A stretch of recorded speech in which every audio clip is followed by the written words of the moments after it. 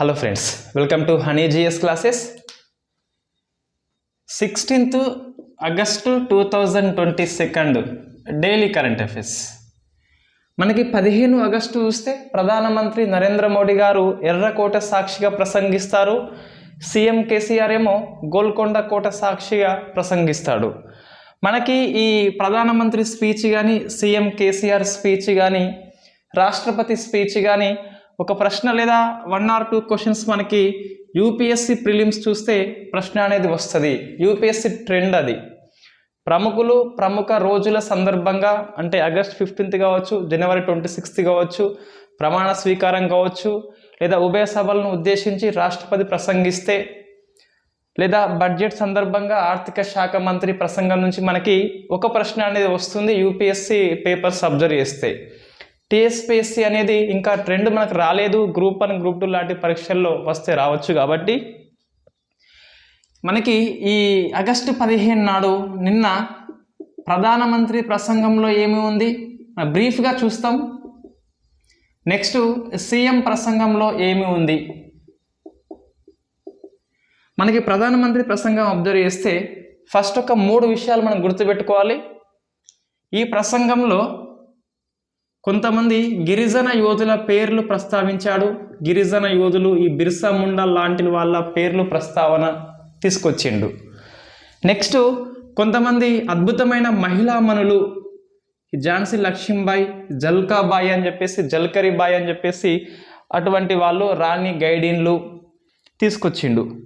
Next కొంతమంది విప్లవకారులు అని చెప్పేసి భగత్ సింగ్ కానీ, రాజ్గుర్, సుఖదేవ్ తోరచ్, మనకి ఆజాద్ లాంటి వాళ్ళ పేర్లు తీసుకొచ్చిండు. కొంతమంది స్వతంత్ర సమరయోధుల పేర్లు తీసుకొచ్చిండు, గాంధీ, నెహ్రూ లాంటి వాళ్ళది. కొంతమంది స్వతంత్ర అనంతరము పేర్లు తీసుకొచ్చిండు, శ్యామ్ ప్రసాద్ ముఖర్జీ అని చెప్పేసి, వాజ్పేయి అని చెప్పేసి. సో మనం వీళ్ళందరి గురించి మోడర్న్ ఇండియా హిస్టరీలో డిస్కస్ చేస్తాము, మళ్ళీ ఇక్కడ అవసరం లేదు.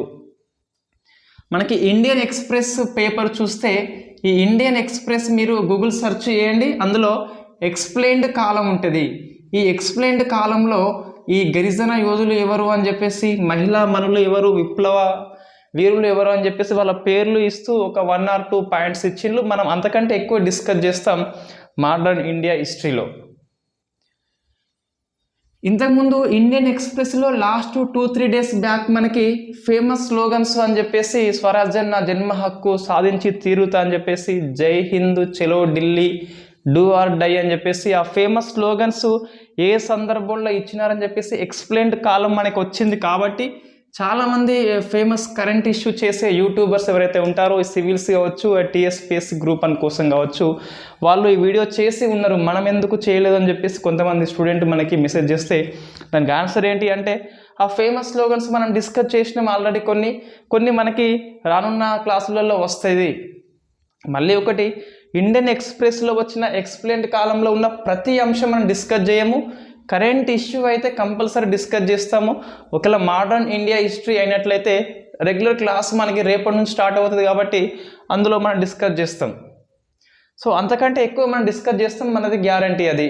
సో మన ఈ స్పెక్ట్రమ్ సిరీస్ కావచ్చు, లేదా మోడర్న్ ఇండియా తెలుగు అకాడమీ కావచ్చు, MA history book, degree 2nd year history book అనేది రిఫర్ చేసి మనం డిస్కస్ చేద్దాం. మోడర్న్ ఇండియాలో వీళ్ళ గురించి ఎక్కువనే వస్తుంది. ఇప్పుడేంటి అంటే, వీళ్ళు కాకుండా ఇంకా కొన్ని అంశాలు మన ప్రధానమంత్రి మోడీ ప్రసంగంలో పేర్కొన్నాడు. ఫస్ట్ చూస్తే ఈ ఆజాదీ కా అమృత్ మహోత్సవ్ అనేది ఇంకొక 1 year ఎక్స్టెండ్ చేయబడింది. సో ఆజాదీ కా అమృత్ మహోత్సవ్ మనకి 12th March 2021 స్టార్ట్ అయింది. ఫస్ట్ షెడ్యూల్ ప్రకారం చూస్తే మనకి 15th August 2022 కల్లా 75 weeks అయిపోతాయి. కాబట్టి పూర్తయిపోవాలి. కాకుంటే ఇంకొక 1 year ఎక్స్టెండ్ చేసినారు. అంటే ఎంత, 15 August 2023 వరకు కూడా ఆజాదీ కా అమృత్ మహోత్సవ్ వేడుకలు కంటిన్యూ అవుతాయి, సెలబ్రేషన్స్ అనేది కొనసాగుతాయి. ఒకటి. So second, next Amrit call అంటే ఏంటి? సో అమృత్ కాల్ అంటే మనకి 2022 నుంచి 2047 ఈ మధ్యలో ఉన్న కాలం 25 years ఏదైతే ఉందో, ఈ 25 years కాలాన్ని మనం ప్రధానమంత్రి మోడీ గారు అమృత్ కాలుగా అనౌన్స్మెంట్ చేశాడు, అఫీషియల్గా అమృత్ కాలుగా చేసిండు. సో 2022 ఆగస్టు 15 నుంచి స్టార్ట్ అవుతుంది. ఎస్, ఇది 1 year ఎక్స్టెండ్ అయింది, అయినప్పటికీ 2022 నుంచి స్టార్ట్ అయ్యి 47th మనకి ఎండ్ అయిపోతుంది. రైట్, ఇదేంటిది అమృత్ కాల్ అని చెప్పేసి 25 years మనకి స్టార్ట్ అవుతుంది. ఈ అమృత్ కాలంలో మనకి ఒక 5 ప్రతిజ్ఞలు చెప్పినాడు, లేదా పంచు ప్రాణ్ అని చెప్పేసి పంచు ప్రాణ్, లేదా పంచ ప్రతిజ్ఞ అని చెప్పేసి పంచ ప్రతిజ్ఞ అని చెప్పేసి చెప్తున్నాం మనం. సో పంచామృత్ వేరు. మళ్ళీ పంచామృత్ అంటే ఏంటి అంటే ఈ గ్లాస్గో మీటింగ్ COP26 మీటింగ్లో చెప్పిన ఈ పంచామృత్ అని చెప్పేసి 2070 కల్లా 0 కార్బన్ నెట్ అయిపోవాలి, అటువంటి పంచామృత అది. ఇదేంటిది పంచ ప్రతిజ్ఞ. సో మనకి అది వేరు ఇది వేరు. సో మనం ఏవి ఉన్నాయి 5 అని చెప్పేసి క్రింది వాటిలో ఏది అని చెప్పేసి మ్యాచింగ్ పర్పస్లో అంటే 1 2 3 4 5 3 4 5 2 అని చెప్పేసి వస్తుంది. సో మనకి ఫస్ట్ ఏంటి అంటే డెవలపింగ్ ఇండియా. సో ఇండియా అనేది అభివృద్ధి కోసం మనము కలలు కనాలి, డెవలపింగ్ ఇండియా అని చెప్పేసి. సో మనము కలలు కనాలని చెప్పేసి బై 2047 కల్లా అది డెవలపింగ్ ఇండియా కావాలని చెప్పేసి. సో మనం కంపల్సరీ అభివృద్ధి చెందాలి అంటే ముందు మనం ఊహించాలి, ఒక దృక్పథం అంటూ మన లోపల అలవడితే అది ఆచరణ రూపంలోకి వస్తుంది. కాబట్టి ముందు మనం ఊహించాల్సి ఉంటుంది, ఏది డెవలపింగ్ ఇండియాని ఊహించాల్సి ఉంటుంది. సో మనం ఇంకా ప్రసంగంలో అంటాడు 2014లో మనం ఊహించినామా ఇథనాల్ని 10% 2022 జూన్ కల్లా పూర్తి చేస్తామని చెప్పేసి.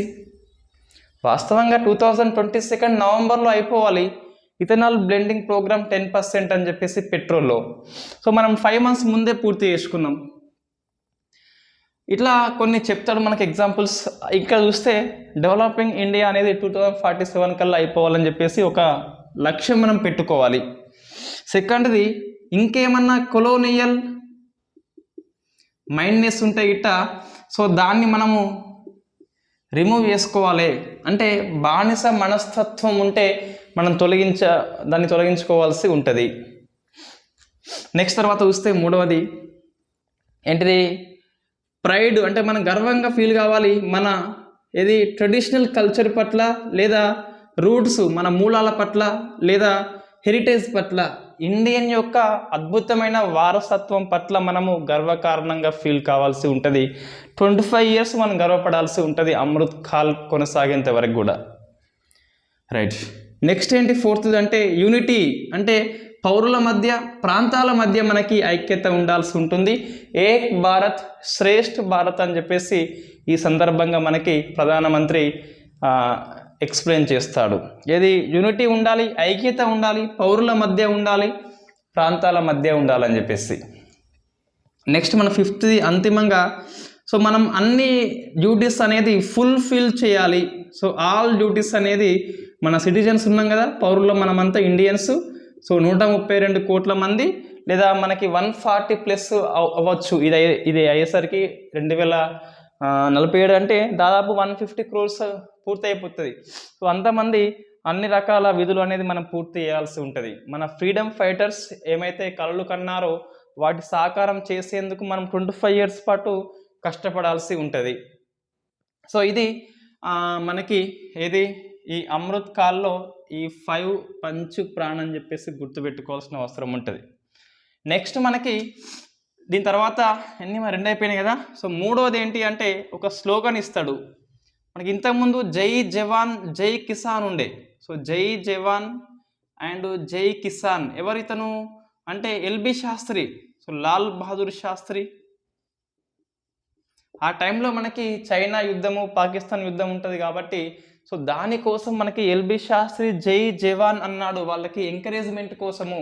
ఒరే ప్రధానమంత్రి మా పేరు చెప్తున్నాడు అని చెప్పేసి ఇంకా ఎక్కువ ఫైట్ చేస్తారు అని చెప్పేసి.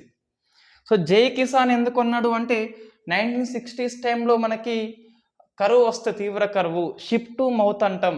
అమెరికా నుంచి షిప్ వస్తే తప్పించి మన నోట్లోకి ఫుడ్ పోకపోయేది. అందుకే మనము హరిత విప్లవం తీసుకొచ్చినాం. సో అందుకే జై కిసాన్ అన్నాడు. రైతు ఇంకా రెచ్చిపోతాడు, వారి ప్రధానమంత్రి నా పేరు చెప్పిండని చెప్పేసి ఇంకా ఎకరం ఎక్కువ పండిస్తాడు కౌలు తీసుకొని. కొనుక్కొని కాదు, స్తోమత ఉండదు కాబట్టి మహా అయితే రైతు ఏం చేస్తాడు అంటే ఇంకో రిక్వెస్ట్ చేసి భూస్వామి దగ్గర కౌలు తీస్తాడు తప్పించి ఎకరం కొనే స్తోమత అంటూ ఉండదు. అమ్మే స్తోమత ఉంటుంది, కొనే స్తోమత అనేది ఉండదు. సో జై జవాన్ జై కిసాన్ అని చెప్పేసి ఎల్బి శాస్త్రి తీసుకొస్తాడు. నెక్స్ట్ దీనికి మనకి జై విజ్ఞాన్ అని చెప్పేసి, జై విజ్ఞాన్ ఎవరు మనకి కలిపింది? సో మన best prime minister of India in my point of view చూస్తే వాజ్పేయి. సో మనకి వాజ్పేయి జై విజ్ఞాన్ అన్నాడు. ఎందుకు అంటే ఆ టైంలో సైంటిస్ట్ని ఎక్కువ ఎంకరేజ్ చేయాలని చెప్పేసి అణు పరీక్షలు మనకి 1998లో చేపడతారు కాబట్టి సో ఆ సందర్భంగా జై విజ్ఞాన్ అని చెప్పేసి అన్నాడు. ఇండియా టెలికాం విప్లవం రాజీవ్ గాంధీ మనకి స్టార్ట్ చేస్తే సైన్స్ అండ్ టెక్నాలజీ అనేది వాజ్పేయి కాలంలో కొంత పుంతలు తొక్కుతుంది, ఉరకలేస్తుంది ఆ టైంలో వాజ్పేయి హయాంలో జై విజ్ఞాన్ అని చెప్పేసి. నెక్స్ట్ మనకి నరేంద్ర మోడీ గారు ఈ ప్రధానమంత్రిగా ఉన్న టైంలో ఇప్పుడు జై అనుసంధాన్ అన్నాడు. సో జై అనుసంధాన్ అంటే నూతన ఆవిష్కరణలు, ఇన్నోవేషన్, నవకల్పన చేసి నిజ జీవితానికి మనము అనుసంధానం చేసుకోవాల్సి ఉంటుంది. జై అనుసంధాన్. ఇప్పుడు ఏంటి అంటే మోడీ స్లోగన్ ఏంటి? అవర్ ప్రైమ్ మినిస్టర్ స్లోగన్ జై జవాన్ జై కిసాన్ జై విజ్ఞాన్ అండ్ జై అనుసంధాన్. నెక్స్ట్ మనకి నిన్న ఈ ఆగస్టు 15 ఉన్నది కదా. సో ప్రముఖ, ఒకప్పుడు అతివాది, తర్వాత ఒక యోగిగా మారుతాడు అతను అరబిందో ఘోష్ అని చెప్పేసి. శ్రీ అరబిందో యొక్క జయంతి మనకి ప్రశ్న వచ్చింది ఇంతకుముందు ఏపీఎస్సి ఉన్నప్పుడు. ప్రీవియస్ ప్రశ్నలు మనం అబ్జర్వ్ చేస్తే ఏంటిది, ఆగస్టు 15న బర్త్డే జరుపుకున్న స్వతంత్ర సమరయోధుడు ఎవరు అంటే శ్రీ అరబిందో అని చెప్పేసి. మనకి పశ్చిమ బెంగాల్లో ఈ లాల్ బాల్ పాల్తో పాటు అతివాద ఉద్యమాన్ని ముందు తీసుకెళ్తాడు. అరెస్ట్ అయినాక యోగిగా మారుతాడు, పాండిచ్చేరిలో ఆశ్రమాన్ని స్థాపిస్తాడు. సో మనకి శ్రీ అరబిందో బర్త్డే గుర్తుపెట్టుకోవాలి. ఈయన బర్త్డే ఫేమస్ స్లోగన్ ఏంటి? శ్రీ అరబిందోది అంటే ఫేమస్ స్లోగన్ ఉంటుంది మనకి, ఇండియన్ హిస్టరీ క్లాసులో వస్తుంది మళ్ళా. ఒకటి స్వదేశీ నుంచి సో స్వరాజ్యం కావాలి, స్వదేశీ ఉత్పత్తుల నుంచి స్వరాజ్యం కావాలి. నెక్స్ట్ స్వరాజ్యం నుంచి సురాజ్యం కావాలి. అంటే ఏంది? స్వరాజ్యం అంటే మనమే పాలిస్తున్నాం కానీ ఆ పరిపాలన అనేది సుపరిపాలన కావాలనే అర్థంలో స్లోగన్ తీసుకొస్తాడు. సో దీన్ని నా స్ఫూర్తి అని చెప్పేసి నరేంద్ర మోడీ గారు నిన్న ప్రసంగిస్తాడు. స్వదేశీ నుంచి స్వరాజ్యం రావాలి, స్వరాజ్యం నుంచి సురాజ్యం రావాలని చెప్పేసి ఎవరి స్లోగన్ అంటే ఇది అరబిందో. ప్రశ్న ఎలా వస్తుందంటే ఇటీవల 76వ స్వతంత్ర ఉద్యమ ప్రసంగంలో మోడీ ప్రస్తావించిన అరబిందో యొక్క నినాదం ఏంటి అని చెప్పేసి ప్రశ్న వస్తుంది. ఈయన ఫేమస్ పుస్తకాలు ఉంటాయి, లైఫ్ ఆఫ్ డివైన్ అని చెప్పేసి, సావిత్రి అని చెప్పేసి, వందే మాతరం పత్రిక అని చెప్పేసి ఉంటుంది. మనం డిస్కస్ చేద్దాం ఇతని గురించి తర్వాత. కానీ సో ఇది మనకి ఇది ఈ మన మోడీ ప్రసంగం యొక్క ముఖ్య అంశాలు. ఇంకొక 2 అంశాలు ఉన్నాయి మనకి. నెపోటిజం అండ్ కరప్షన్ అనేది ఇండియాకు సవాలుగా మారినాయి అని చెప్పేసి, ఒక ఛాలెంజ్గా మనం తీసుకోవాలని చెప్పేసి తీసుకొస్తాడు. సో బంధుప్రీతి, అవినీతి ఇవి 2 మనకి వద్దు అని చెప్పేసి, సో 2 విడాలి, 5 తీసుకోవాలని చెప్పేసి మనకి ప్రసంగిస్తాడు. ఎన్నోది మనకి ఇది 76వది గుర్తుపెట్టుకొని, 75 అయిపోయినాయి, 76వది. సో ఇది మన ప్రధానమంత్రి ప్రసంగం. నెక్స్ట్ ఈ ఆజాదీ కా అమృత్ మహోత్సవ్లో భాగంగా మన జాతీయ పతాకం ఏదైతే ఉందో దానిని నింగిలో అంటే ఆకాశంలో, నేల మీద అంటే భూమి మీద, నీరులో అంటే ఇండియన్ నేవీ షిప్స్ అనేవి 6 ఖండాల్లో 6 కాలాల్లో 3 మహాసముద్రాల మీద ఎగరేషన్లు, 2 శిఖరాల మీద ఎగరేషన్లు. సో అన్నీ మనం అధ్యయనం చేయాల్సిన అవసరం ఉంటుంది. ఈ గ్రూప్ 2, ఈ గ్రూప్ 1 ప్రిలిమ్స్, ఎస్ఐ మెయిన్స్ కానీ రాస్తే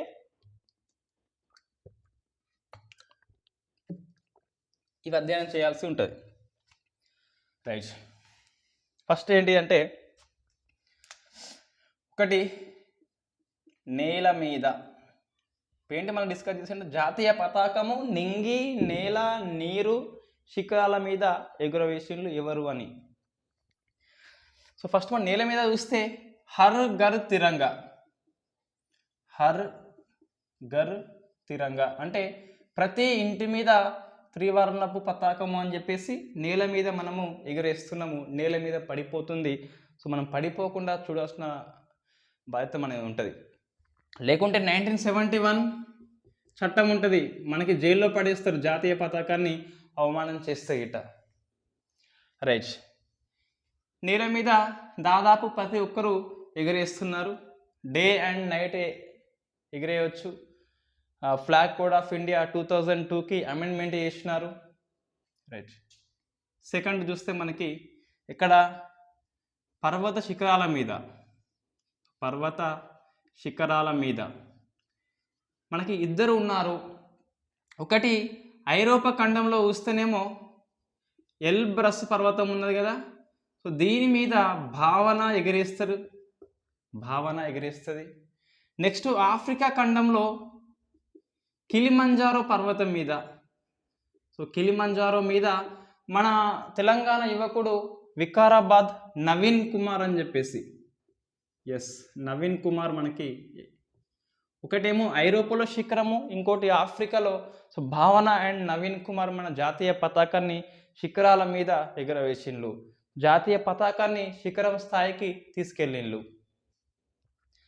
నెక్స్ట్ మనకి మూడో చూస్తే ఈ సముద్రాల మీద లేదా నదుల మీద అని చెప్పేసి మొత్తం మీద మనకి 6 ఖండాలండి.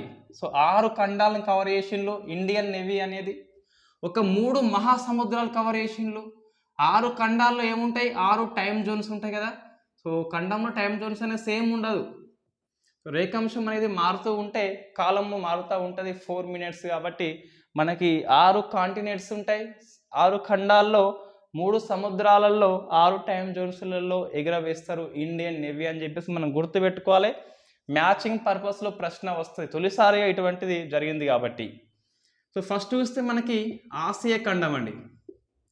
సో ఆసియాలో ఐఎన్ఎస్ చెన్నై అంటే ఇండియన్ నేవీ షిప్ చెన్నై అంటే పడవ పేరు, అది నేవీ షిప్ పేరు చెన్నై.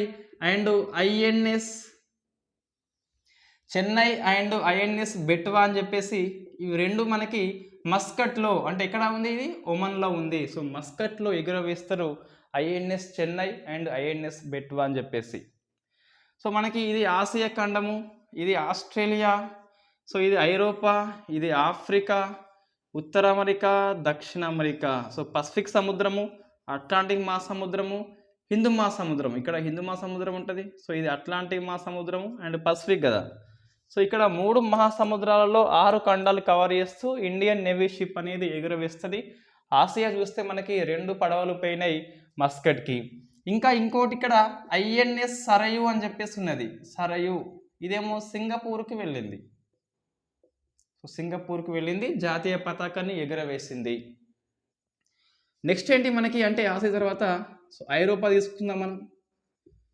ఐరోపాలో చూస్తే మనకి లండన్లో అండి, లండన్లో ఎవరు అంటే ఐఎన్ఎస్ తరంగిణి. సో మనకి లోకయాన్ యాత్ర అని చెప్పేసి ఈ తరంగిణి చేపడుతుంది. మిగతా అన్ని వెనక్కి వస్తున్నాయి, ఇవాళ రేపు రావచ్చు, కానీ తరంగిణి మాత్రం నవంబర్లో వస్తుందట. ప్రపంచం మొత్తం చుట్టి వస్తుంది, లోకయాన్ యాత్ర అని చెప్పేసి చేపడుతుంది ఐఎన్ఎస్ తరంగిణి. సో మూడవది ఆఫ్రికా చూస్తే మనకి కాంగో దేశంలో ఎవరు అంటే మొసాంబా. సో మొసాంబా అని చెప్పేసి లేదా మొంబాసా అంటాం, మొంబాసా అంటాం. సో ఐఎన్ఎస్ తర్కుండా, ఐఎన్ఎస్ తర్కుండా అని చెప్పేసి ఐఎన్ఎస్ తర్కుండా. నెక్స్ట్ మనకి ఉత్తర అమెరికా వస్తే, సో ఉత్తర అమెరికాలోని శాంటి డియాగోలో ఐఎన్ఎస్ సాత్పురా అనేది పోయింది, ఎగురవేసింది. నెక్స్ట్ మనకు ఐదో చూస్తే ఇంకేం రాలే, ఎస్ దక్షిణ అమెరికా రాలే. బ్రెజిల్ ప్రాంతం ఉన్నది, బ్రెజిల్లోని రియా డిజనైరోలో ఐఎన్ఎస్ తర్కిష్ లేదా తర్కాష్, ఐఎన్ఎస్ తర్కాష్ అని చెప్పేసి. నెక్స్ట్ ఆరవది మనకి అంతిమంగా ఆస్ట్రేలియా ఖండంలో. సో ఆస్ట్రేలియా ఫేమస్ ఏంటి మన స్టేడియం, పెర్త్ స్టేడియం ఉన్నది. సో ఫాస్ట్ బౌలింగ్ పిచ్ అది. ఈ పెట్స్ని చూస్తే ఐఎన్ఎస్ సుమేధ అంటాం. So INS Sumedha. ఇట్లా మనకి 6 ఖండాలలో మొత్తం మీద 7 షిప్స్ అనేవి 6 టైం జోన్స్లలో 3 సముద్రాలలో ప్రయాణం చేసి జాతీయ పతాకాన్ని ఎగురవేస్తే తరంగిణి మాత్రం లోకయాన్ యాత్ర చేపడుతుంది. ఇది మాత్రం మనకు చూస్తే ఇవన్నీ బయటకు అనేది వస్తున్నాయి. ఈ విధంగా మనకి నింగి, నేల, నీరులో కూడా సముద్రం అంత లోతుకు వెళ్ళినాము, అత్యంత లోతుకు పోయినాం, అదేవిధంగా అత్యంత ఎత్తు కూడా మనం పోయినామని చెప్పేసి చెప్పొచ్చు. సో నెక్స్ట్ మనకి ఆకాశంలో ఎవరు అంటే మనకి బెలూన్ షాట్ అని చెప్పేసి ఒక బుల్లి ఉపగ్రహాన్ని పంపిస్తుంది. ఎవరు? Space kids India. సో మనం డిస్కస్ చేసినాం స్పేస్ కిడ్స్ ఇండియా గురించి. ఇక్కడ మనకి సో SSLV D1 అండి, small satellite launch vehicle D1 అని చెప్పేసి EOS-2ని అండ్ ఆజాదీ షాట్ని పంపించాల్సి ఉండే. అన్ఫార్చునేట్లీ నిర్ణీత కక్షలో ప్రవేశపెట్టలేదు కాబట్టి 2 ఉపగ్రహాల ఆచూకీ అనేది మనకి తెలియకుండా పోయింది. సో SSLV D1 ఫెయిల్ అయినప్పటికీ మన గర్వకారణం ఏంటి అంటే ఒక కొత్త ప్రయోగం ఇది. తక్కువ ఖర్చుతోని అంతరిక్ష ప్రయోగం చేపట్టిన తొలి దేశం ఏంటి అంటే ఇండియా అని చెప్పేసి మనం గర్వంగా చేపట్టుకోవచ్చు. ఫెయిల్ కావచ్చు కానీ సక్సెస్ అవుతుంది. మళ్ళీ ఏంటి ఎగ్జాంపుల్ అంటే PSLV ఒకప్పుడు ఫస్ట్ ఫెయిల్ అవుతుంది, ఇంకెప్పుడు ఫెయిల్ కాలేదు PSLV. ఆల్మోస్ట్ మనకి 50+ ప్రయోగాలు చేపట్టింది. సో అట్లాగే SSLV కూడా మనకి D2 అని చెప్పేసి రానున్న రోజుల్లో ఉంటుంది, సక్సెస్ అవుతుంది. సో ఇక్కడ చూస్తే మనకి SSLV D1 ద్వారా ఆజాదీ షాట్ పోయింది. 75 గవర్నమెంట్ స్కూల్స్ నుంచి అమ్మాయిలు 750 గర్ల్స్ కలిసి ఈ ఆజాదీ షాట్ని రూపొందిస్తారు. స్పేస్ కిడ్స్ ఇండియా దీనికి స్పాన్సర్గా ఉంటుంది. ఈ రీఫా షారూక్ అని చెప్పేసి ఆమె మహిళా నాయకురాలుగా పనిచేస్తుంది, ఇస్రో సైంటిస్ట్ ఆమె. రైట్. ఈ స్పేస్ కిడ్స్ ఇండియా అనేది ముఖ్యంగా ఈ అమ్మాయిల కోసం ఎక్కువ పనిచేస్తుంది కాబట్టి ఈ 2022 ఇస్రో థీమ్ ఏంటి అంటే ఉమెన్ ఇన్ స్పేస్ అని చెప్పేసి గుర్తుపెట్టుకోవాలి. అంతరిక్షంలో అతివ అని చెప్పేసి వచ్చింది మనకి. సో ఈ స్పేస్ కిడ్స్ ఇండియా అనేది ఈ బెలూన్ షాట్ ద్వారా 32 కిలోమీటర్ల ఎత్తులో భూమి నుంచి జాతీయ పతాకాన్ని ఎగురవేసింది. జాతీయ పతాకాన్ని ఆకాశపు అంచుకి తాకించింది. జాతీయ పతాకాన్ని సముద్రంలో చూపెట్టింది. జాతీయ పతాకాన్ని శిఖరాన్ని ఎక్కించిండ్లు. జాతీయ పతాకాన్ని నేల మీద కూడా ఎగరవేస్తుంది ఇండియా అని చెప్పేసి. సో అక్కడ ఇక్కడ కాదు, ఎక్కడైనా పతాకం అనేది మనకి కనిపిస్తుంది ఈరోజు ఇండియా చూస్తే ఇట.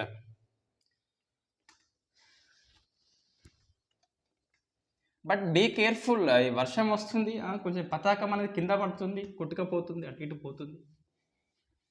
రైట్. ఇక DP అయితే చాలామంది ఇండియా ఫ్లాగ్ అనేది పెట్టుకున్నారు, ఇండియా మీద భక్తి ఉన్న వాళ్ళు. సో నెక్స్ట్ చూస్తే మనకి ఏంటి, ఇది నెక్స్ట్ ఏంటి అంటే so science and technology space kids India మనం ఆల్రెడీ డిస్కస్ చేసినాం. నెక్స్ట్ ఈ ఆజాదీ కా అమృత్ మహోత్సవ్లో భాగంగా ఒక రికార్డ్ ఏంటి అంటే మనము ఈ ప్రధానమంత్రి ఫ్లాగ్ హోస్టింగ్ అనంతరము జనగణమన పాడుతూ మనకి 21 గన్ సెల్యూట్ ఉంటుంది కదా. 21 గన్ సెల్యూట్ అనేది ఇన్ని రోజులు మనం బ్రిటిష్ తుపాకీతోని కాలుస్తే తొలిసారిగా మనకి ATAGS అని చెప్పేసి, సో ఏ ట్యాగ్స్ అని చెప్పేసి ఇది దేశీయంగా రూపొందించబడ్డ తుపాకీ అండి. 21 గన్ సెల్యూట్ తొలిసారిగా ఆత్మ నిర్భర్ భారత్లో భాగంగా మనము ఈ తుపాకీతోని కాల్చినాం. సో మనకి ఇది DRDO అనేది రూపొందించింది, గుర్తుపెట్టుకోవాలి, ప్రశ్న వస్తుంది. DRDO అనేది రూపొందించింది. దీని నోడల్ ఏజెన్సీ ఏంటి అంటే, నోడల్ ఏజెన్సీ అంటే దీనికి ఎవరు బాధ్యత అంటే సో మనకి ornamental research developmental and establishment అని చెప్పేసి పూణే కేంద్రంగా పనిచేస్తుంది. Ornament research and development establishment అని చెప్పేసి పూణే కేంద్రంగా పనిచేస్తుంది. ఇది దగ్గరుండి చూసుకుంటుంది. దీనికి సపోర్ట్గా టాటా అడ్వాన్స్డ్ స్పేస్ సిస్టమ్ అని చెప్పేసి వీళ్ళు కూడా కొద్దిగా సహకారం అనేది అందించినారు. సో అది మనకి ఏ ట్యాగ్స్ అని చెప్పేసి పిలుస్తాం. సో నెక్స్ట్ ఏంటి అంటే శ్రీలంక నేవీకి మన వాళ్ళు నిన్న డోర్నియర్, గుర్తుపెట్టుకోవాలి, ప్రశ్న వస్తుంది. సో 228 ఒక సముద్రపు నిఘా విమానాన్ని అందించారు. ఇండియన్ ఎయిర్ ఫోర్స్ అనేది శ్రీలంక ఎయిర్ ఫోర్స్కి శ్రీలంక నేవీకి డోర్నియర్ 228 దీన్ని ఏమంటాం ఇంగ్లీష్లో అంటే మారిటైమ్. సో మారిటైమ్ పెట్రోల్ ఏంటిది ఎయిర్ క్రాఫ్ట్ అంటే సముద్ర గస్తీ విమానం అని చెప్పేసి పిలుస్తాం. దీన్ని ఒక 2 ఇచ్చింది గిఫ్ట్గా. ఇది మన యొక్క ఏ విజన్లో భాగము అంటే సాగర్, గుర్తుపెట్టుకోవాలి. నెంబర్ ఆఫ్ టైం మనకు వచ్చింది ఏంది, security all growth in all region అని చెప్పేసి, సెక్యూరిటీ ఆల్ గ్రోత్ రీజన్ అని చెప్పేసి అది అందరికీ రక్షణలో భాగంగా హిందూ మహాసముద్రంలో ఇండియా యొక్క విజన్ అండి ఇది. Right, security and growth all in reason అని చెప్పేసి ఆ హిందూ మహాసముద్ర ప్రాంతంలో అందరూ రక్షణగా ఉండాలని చెప్పేసి శ్రీలంకకు కూడా అది ఇచ్చింది. ఇంకోటి మనకి కొలంబో సెక్యూరిటీ కాన్క్లేవ్ అని చెప్పేసి ఉంటుంది కదా. సో కొలంబో సెక్యూరిటీ కాన్క్లేవ్ అని చెప్పేసి దానిలో భాగంగా కూడా ఈ డోర్నియర్ని శ్రీలంక ఇచ్చింది. శ్రీలంక ఉంటుంది, మల్దీవులు ఉంటుంది, మారిషస్ ఉంటుంది, రైట్, ఇండియా ఉంటుంది. ఇటీవల కొత్తగా మారిషస్ అనేది చేరింది. సో ఇండియా, శ్రీలంక, మల్దీవులు ఉన్నది. ఇటీవల కొత్తగా ఏమొచ్చింది, ఈ కొలంబో సెక్యూరిటీ కాన్క్లేవ్ గ్రూప్లోకి మారిషస్ అనేది వచ్చింది. సో మనకి డోర్నియర్ ఇటీవల మనకి నెంబర్ ఆఫ్ టైం వార్తల్లో వచ్చింది. డోర్నియర్ 228 అనేది ఫస్ట్ ఎట్లా వార్తల్లో వచ్చింది అని చూస్తే మనకి దేశీయంగా తయారు చేయబడ్డ మొట్టమొదటి పౌర విమానము డోర్నియర్ 228. దేశీయంగా తయారు చేయబడ్డది మొట్టమొదటి విమానము, పౌర సివిల్ ఏవియేషన్ అంటే ఇది ప్యాసింజర్ కోసం పనిచేస్తుంది. దీన్ని HAL హిందుస్థాన్ ఏరోనాటిక్స్ లిమిటెడ్ అని చెప్పేసి HAL అని రూపొందించింది. సో మనకి బెంగళూరులో ఉంటుంది HAL అనేది. నెక్స్ట్ ఇది చూస్తే ఫస్ట్ ఇది దీబ్రూగఢ్ నుంచి, అస్సాంలోని దీబ్రూగఢ్ నుంచి పాసిఘాట్ వరకు ప్రయాణించింది. ఎక్కడ ఉంది పాసిఘాట్ అనేది? అరుణాచల్ ప్రదేశ్లో ఉంది. సో మొట్టమొదటి దేశీయ పౌర విమానము అనేది దీబ్రూగఢ్ నుంచి లేదా దీబ్రూగఢ్ నుంచి పాసిఘాట్ వరకు ప్రయాణించింది. ఇంకోటి ఇక్కడ మనకి ఈ అరుణాచల్ ప్రదేశ్లో మొట్టమొదటి green field airport. So green field airport అనేది హోలంగి అని చెప్పేసి ఉంటుంది. సో హోలంగి అనేది ఏంటిది, నార్త్ ఈస్ట్ ఇండియా స్టేట్లో అంటే ఈశాన్య రాష్ట్రాలలో మొట్టమొదటి గ్రీన్ ఫీల్డ్ అంతర్జాతీయ విమానాశ్రయం ఏంటి అంటే హోలంగి అని చెప్పేసి ఇది అరుణాచల్ ప్రదేశ్లో ఉంటుంది. మళ్ళీ మనకి ఇటీవల డోర్నియర్ 228 మనకి వార్తల్లో వచ్చింది. ఎందుకు అంటే ఈ అంచల్ శర్మ నాయకత్వంలో 5 అతివలు సముద్ర గస్తీ కాస్తారు. తొలి మహిళల బృందం ఇది. ఏంటిది 228 గస్తీ విమానం ద్వారా వీళ్ళు ఉత్తర అరేబియా సముద్రాన్ని గస్తీ కాస్తారు. తొలి అతివల బృందం అని చెప్పేసి అంచల్ శర్మ, శివంగి లాంటి వాళ్ళు ఇందులో ఉంటారు. ఇదంతా మనకి వార్తల్లో ఉన్నది. సో నెక్స్ట్ ఏంటి మనకి డిస్కస్ చేసింది మళ్ళీ అవసరం లేదు, భారత్ బయోటిక్ వ్యాక్సిన్ 154 అంటాం. సో వ్యాక్సిన్ పేరేంటి అంటే BBV 154. ఏంటిది?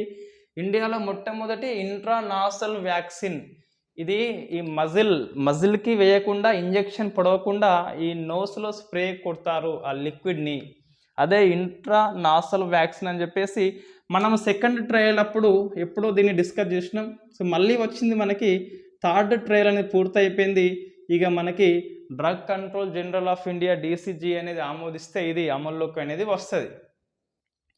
సో ఇది సింగిల్ డోస్ అండి. మనకి సింగిల్ డోస్ ఒకసారి వేస్తే సరిపోతుంది.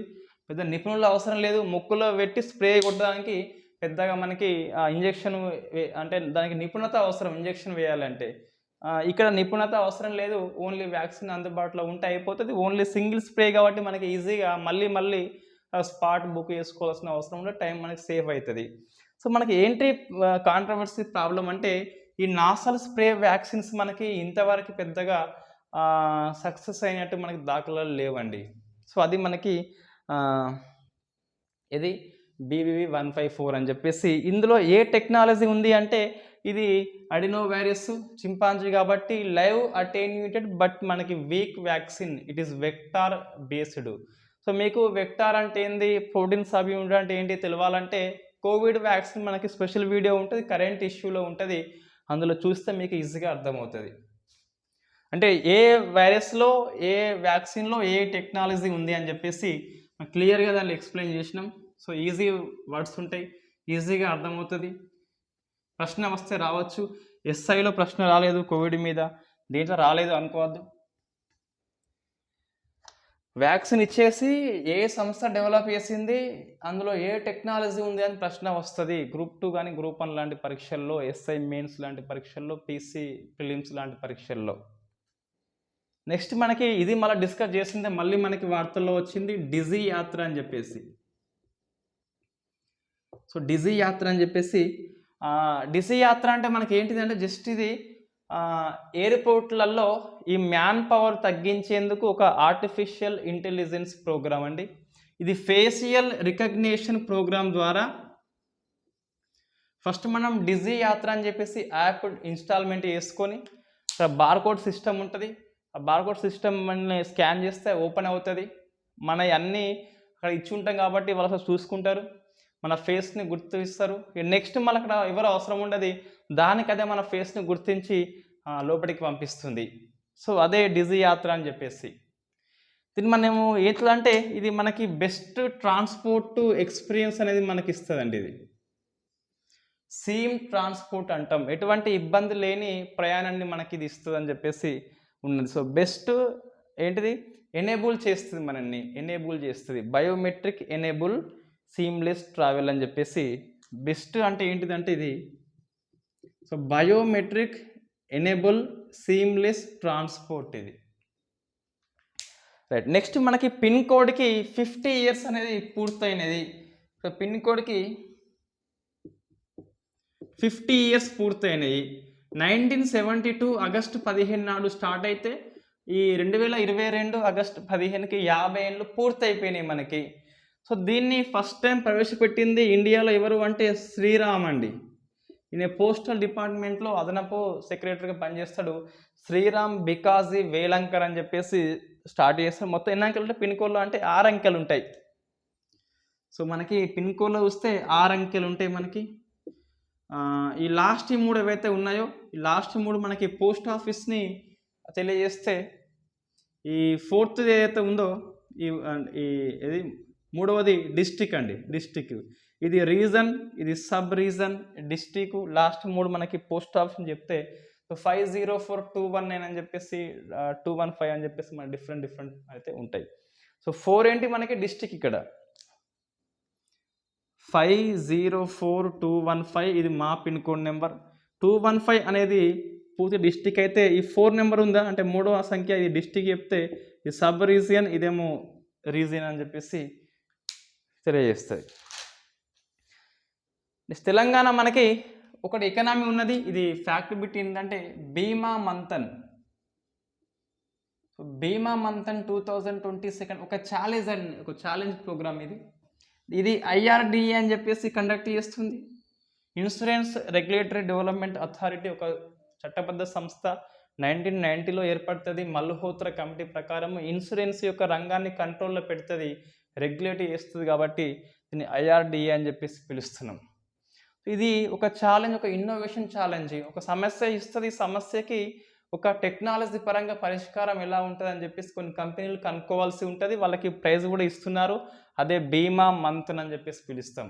ఏంటంటే బీమా మంథన్ అంటే బీమా రంగంలో వినియోగదారుల పరిష్కారం కోసము నవకల్పనలు ప్రోగ్రామ్ అని చెప్పేసి పిలుస్తాం దీన్ని. సో ఎవరైతే మంచి కంపెనీ ఒక పరిష్కారం చూపెడుతుందో ఈజీగా, దానికి ఎంత 20 lakhs అని చెప్పేసి ఫస్ట్ ప్రైజు, ఇంకో ప్రైజ్ 15 లక్షలు, ఇంకో ప్రైజ్ 10 lakhs అని చెప్పేసి ఇస్తున్నారు.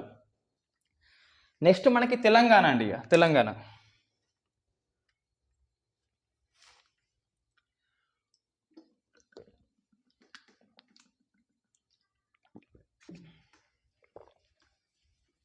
తెలంగాణలో మనం చూస్తే సీఎం కేసీఆర్ ఇక్కడ గోల్కొండ కోట సాక్షి ప్రసంగిస్తాడు.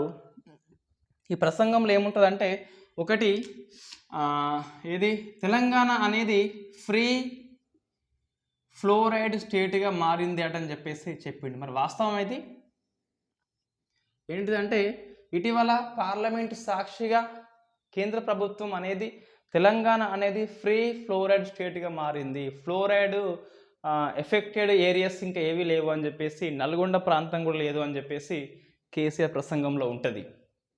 కేసీఆర్ ఇంకేమంటాడు అంటే, నేను ఒక పాట రాసిన దీని మీద అంతకుముందు ఒకసారి అప్పట్లో.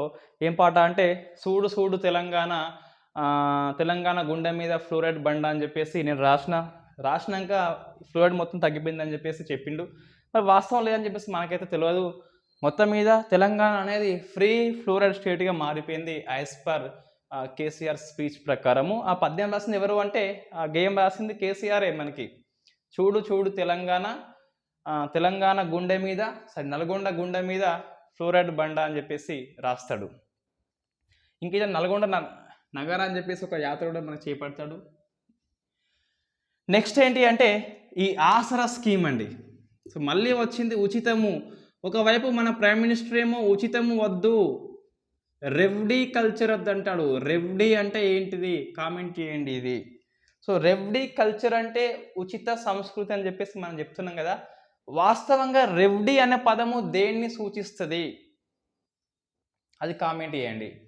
సో నెక్స్ట్ ఏంటి అంటే, సో ఇక్కడ ఉచితం వద్దు అంటాడు, మళ్ళీ ఇక్కడ ఆసరా అంటాడు సీఎం కేసీఆర్.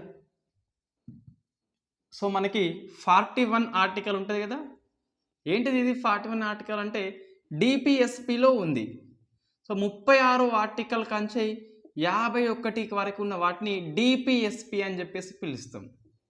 అంటే డైరెక్టివ్ ప్రిన్సిపల్స్, ఆదేశిక సూత్రాలు. ఎవరికి ఆదేశికము అంటే స్టేట్ పాలసీ ఎవరైతే రూపొందిస్తారో వాళ్ళు compulsory, it is mandatory, it is legal binding కాకపోవచ్చు, కానీ it is minding on the state government. అంటే స్టేట్ గవర్నమెంట్ అనేది ఒక విధానాన్ని రూపకల్పన చేసే విషయంలో ఈ డైరెక్టివ్ ప్రిన్సిపల్స్ని దృష్టిలో పెట్టుకోవాలి, మైండ్లో పెట్టుకొని ఈ బుద్ధి ఉపయోగించి చేయమని చెప్పేసి మన founding father of the Indian constitution ఎవరైతే ఉంటారో అంబేద్కర్ లాంటి వాళ్ళు రూపొందించిండ్రు. అందులో 41 ఆర్టికల్ ఏముంటుందంటే, ఎవరైతే పని చేస్తారో వాళ్ళకి పని హక్కు కల్పించి, పని చేయలేని స్థితిలో ఉంటారో వాళ్ళకి నువ్వు సహాయం చేయాలని చెప్పేసి ఉంటుంది. సో పని చేసే సామర్థ్యం ఉంటే పని హక్కు, రైట్ టు వర్క్ కల్పించాలి. పని చేయలేని నిస్సహాయత ఉంటే ఇట్ట వృద్ధులు కావచ్చు, వికలాంగులు కావచ్చు, వాళ్ళకి అసిస్టెన్స్ ఇవ్వాలి, నువ్వు సహకారం ఇవ్వాలని చెప్పేసి ఉంటుంది. సో కేసీఆర్ అనేది 41 ఆర్టికల్ని స్ఫూర్తివంతంగా తీసుకొని ఫౌండింగ్ ఫాదర్స్ యొక్క స్ఫూర్తిని వణికిపుచ్చుకొని ఈ ఆసరా పథకాన్ని విస్తరించిండు. ఇంతకుముందు మనకి 65 ఇయర్స్ ఉండే కదా వృద్ధాప్య పెన్షన్ రావాలంటే, ఓల్డ్ ఏజ్ పెన్షన్ రావాలంటే, దీన్ని 57 ఇయర్స్కి తగ్గించిండు. సో అదనంగా 10 lakhs పీపుల్ వస్తారట.